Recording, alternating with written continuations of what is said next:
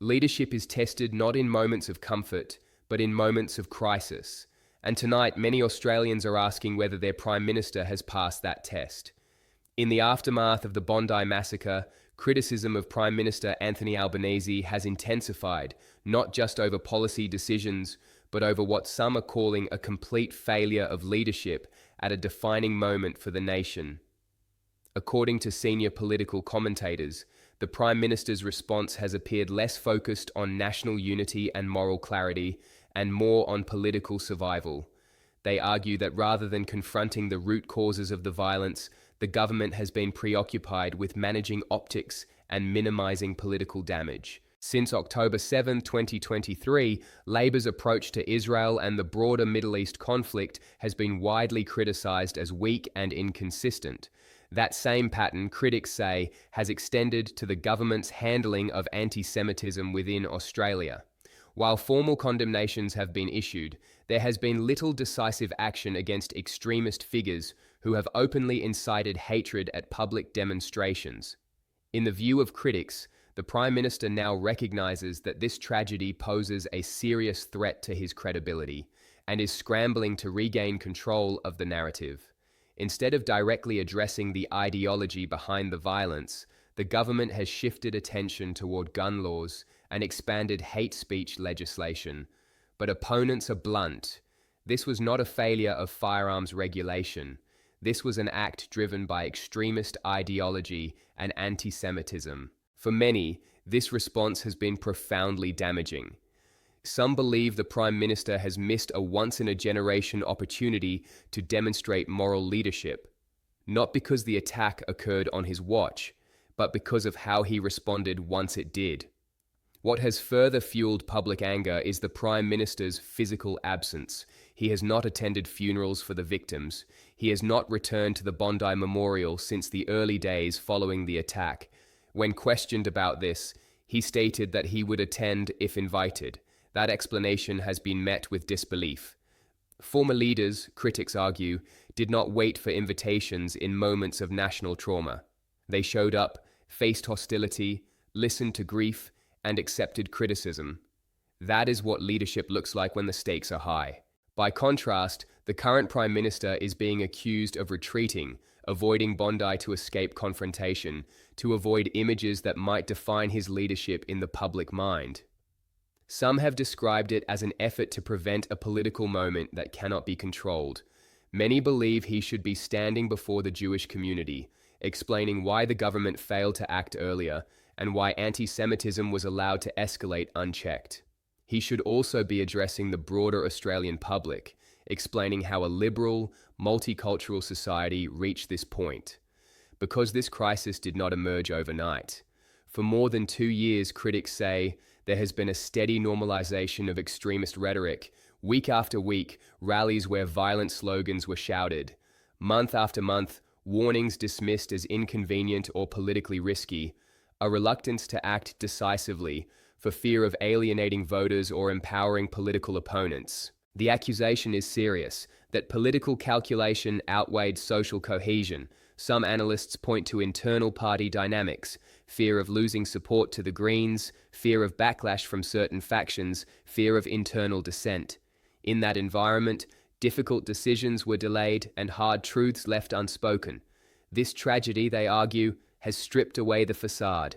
It has revealed a Prime Minister who never stops playing politics, even when the moment demands something far greater. When asked what should happen now, critics are clear. The laws already exist. Australia already has legislation against incitement to violence, extremist organising, and glorification of terrorism. The failure is not legal, it is operational. Police need firm backing. State governments need clear direction.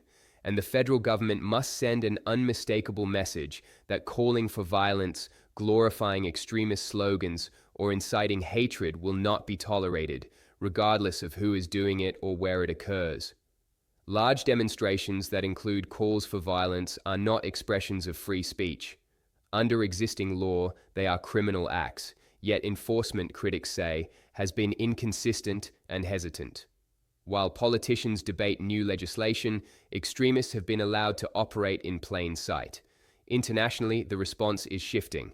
In the United Kingdom, authorities have announced they will arrest individuals chanting slogans linked to violent extremism. The question now is whether Australia will demonstrate the same resolve, because this moment requires more than carefully crafted statements. It requires leadership, leadership that confronts reality without fear, leadership that enforces the law consistently, leadership that understands this was not just a political crisis, but a national one. And until Australians see that leadership, the anger will not subside, the questions will not disappear, and trust, once broken, will be difficult to rebuild. This is a moment that will define not just a Prime Minister, but the direction of the country itself. And before we wrap up, it's important to reflect on why this moment feels so confronting for so many Australians. This isn't just about one decision or one press conference or one missed appearance. It's about a growing sense that leadership has become reactive rather than principled, that difficult conversations are avoided until they become unavoidable. Australians are not asking for perfection. They are asking for honesty.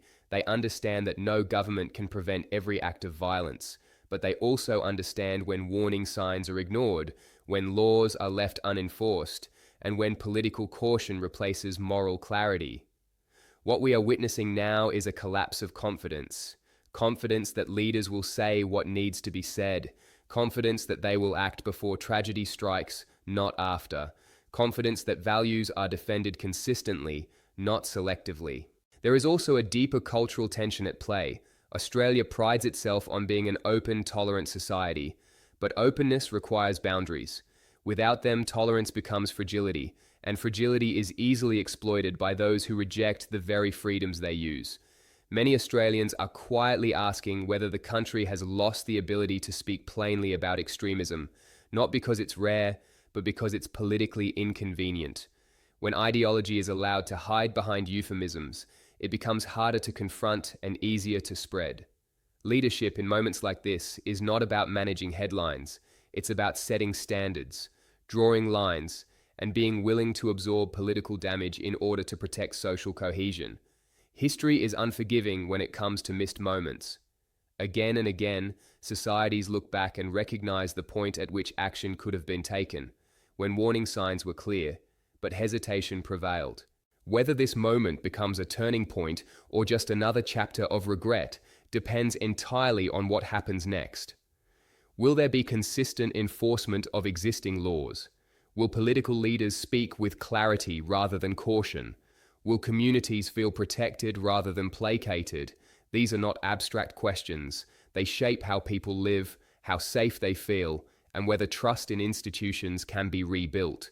Because once trust erodes, it doesn't disappear quietly. It leaves behind anger, suspicion, and division, conditions that extremism feeds on. Australians deserve leadership that understands this reality.